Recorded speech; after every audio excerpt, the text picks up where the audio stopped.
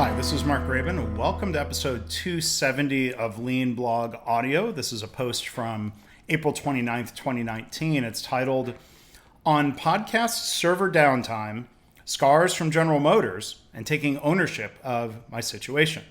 So it's a podcast about some recent podcasts. It also triggered some GM stories from 1995, but here's the post. Ever since I started podcasting in 2006, I've been using a company called Hipcast to be what's called the hosting company for the podcast audio files and feeds. For those of you not familiar with podcasting or what happens behind the scenes, the host is the website where I upload the podcast audio files, like the one you're listening to, and then the podcast host serves those files when requested by services like Apple Podcast or Spotify or whatever service you're using to listen to this right now. But it had been an aggravating week since Hipcast has been having a lot of technical issues going back to last Tuesday. Their website has been down, the podcast feeds or RSS feeds have been broken, which means people haven't been able to listen to my podcast unless they had already downloaded the episodes through their app. One of my regular listeners pulled what you might call a virtual and-on cord and emailed me to let me know there was a problem. Well, I wasn't thrilled about this. I had just published an excellent interview with Joy Furnival on my Lean Blog Interviews podcast, and I was disappointed that the launch of that episode was now messed up. The NHS and Joy, she works for NHS England. They were doing some promotion of the episode, and I feel like I was letting them down. It wasn't my fault, but the Hipcast service was up, then it went down. Hipcast posted messages about things being fixed, and then it all broke again. I felt frustrated and powerless. All I could do was wait, but I'm impatient. I pictured me and their other customers, standing there like a picture in the blog post. There's kind of executives rolling their eyes and staring at a watch. People posted things on Facebook to Hipcast. Is there a target time for the fix? Well, questions like that can be hard to answer when dealing with unknown or difficult technical challenges, but it reminded me of what I'm calling scars from General Motors, the next section of the post. So my impatient waiting reminded me of working at GM in 1995 under the first plant manager I worked under, or the one, he was the one who was very much the traditional style of GM leader. This was before the NUMMI trained plant manager with his Toyota experience came in to start fixing the culture. So I was the industrial engineer for an engine block machining line. These are for car engines. The actual value-added work of cutting metal was done by machines. Those machines were run and monitored by UAW employees and received support from a process engineer whose role it was to be in the details of the machines, working with the vendors, things like that, where I was more focused on the overall flow and management of the area, the bigger picture versus the details. Now, often one of these giant expensive machines would go down for some reason, meaning the flow of the engine block line was interrupted. Though sometimes the downtime was very much due to bad management decision-making, not because of anything the workers did wrong. A UAW worker and maybe the engineer would say something like, well, hey, it's time to stop and change one of the cutting tools because this is the planned frequency. But a senior management person would basically say, no, you can't stop the machine to change the tools because we're behind on production and I'm getting chewed out, so we can't afford to stop now. These tools have a longer lifespan anyway. They're over-engineered. Well, sometimes that would end up biting them in the rear end. Instead of taking a short amount of time for a tool change, and I think that might have been less than an hour. I forget exactly. But I do remember there would be some catastrophic failure that would then really mess up the machine. That made the problem of being behind on production even worse. Now, back in that time, I used to joke about how you could tell how long a machine had been down based on which level of management was standing there, arms crossed, looking mad, not really being able to do anything about the situation, but wait. The longer the downtime, the higher the level. Leaders would constantly demand an ETA for the fix. If the machine had been down for a few days, the plant superintendent, who looked a bit like the guy from Caddyshack who he would start yelling at people. The judge, there's an animated GIF in the post of, well, we're waiting, but of course, that doesn't do anything. Bob, the plant superintendent, would yell and scream.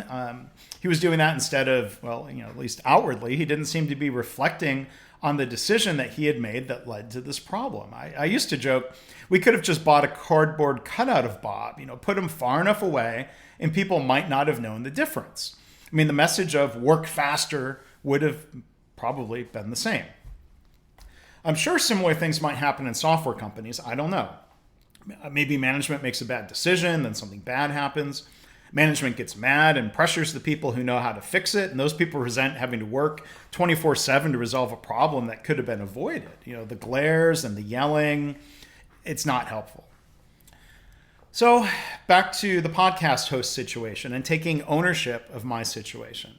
I firmly believe that a company doesn't get to blame a supplier or vendor for bad performance or bad behavior, or they shouldn't. Leaders shouldn't blame employees for bad performance when leaders are the one more responsible for the system that they're working in. And if you are indeed hiring bad employees, well, why are you doing that? Now, unlike the GM managers, I couldn't directly pressure anybody to fix the situation with my podcast hosting. I couldn't pressure them to go any faster. I mean, I could post a whiny tweet or a complaint on their Facebook page, but that wasn't really helping either.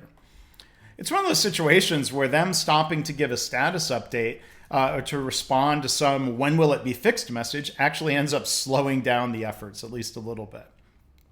I mean, I was happy with Hipcast for almost 13 years. I'm not happy about the downtime. I'm even more upset about their lack of communication generally, but I chose that supplier. This is on me.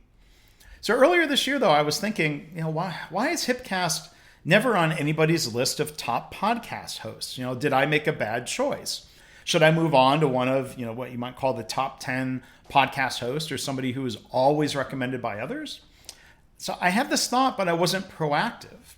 I thought about switching, but I didn't take action. I wondered about their low $9.99 monthly price. That's $9.99 actually, appreciating that the price had never gone up over time. Well, then again, the hardware and bandwidth costs in this domain have only fallen. But I wondered about their business model. Did they have enough customers? Were they charging enough? What happened if Hipcast went out of business? Well, I wish I had acted on that hunch. I spent a lot of time over the last 5 days now researching other podcast hosting companies, some of which existed in 2006 and some of them are new. And I was working to do what I can to get things back up and running at other companies. And I say companies because I've decided for now to not put all of my podcast eggs in the same basket. I have 6 different podcasts now that I manage, and I should have recognized the risk of them all being at the same company. I mean, it had been convenient and it was cost effective to have them all in the same account. But I've gotten my flagship podcast, Lean Blog Interviews podcast, which you can find at leancast.org. I've gotten that back up and running on a company that is considered one of the top tier hosting companies, and I'll pay about $30 a month for that. I've also got a new podcast, Lean Whiskey. I have it on that company for the initial launch. I was planning on using Hipcast, but they went down a couple days before we launched. So switching it over and launching it on a different service created additional work for me, but it assured a smooth launch. I put the Practicing Lean podcast on a different platform, one that's going to be free because that podcast has fewer listeners, and now that the full Practicing Lean audiobook is published there, I won't be adding new episodes. But part of my thought process was to experiment and try out different companies. I mean, I could read reviews and look at the pros and cons, but the only way to know for sure was to try them. I tried a few podcast hosts that I ended up not going with for one reason or another. One had great features, but it seemed like too small of a company.